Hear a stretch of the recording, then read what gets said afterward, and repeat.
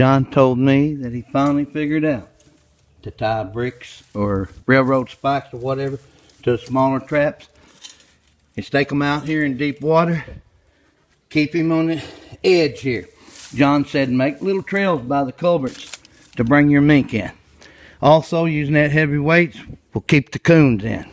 He said if there's no place to get down to the water, he said make a little place in the spring and get them used to going up and down the bank and eating or catching minnows. The minnows are for him. Come around little spots that he built areas for the animals. There's no better time than a young trapper to become a trapper right now. There's no competition.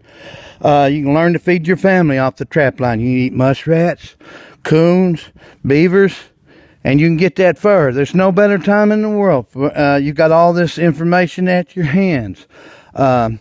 Books and trapping videos and old timers that's dying out like myself that's going to teach you some things and teach you some things that were taught to them by old people back in the Depression years. Oh, and another thing John said, don't just set one trap. When you build your ledge, he said set 2 or 3 traps, 3 or 4 feet from each other. He said poke holes in the bank. Put, what else you can use for bait? You can use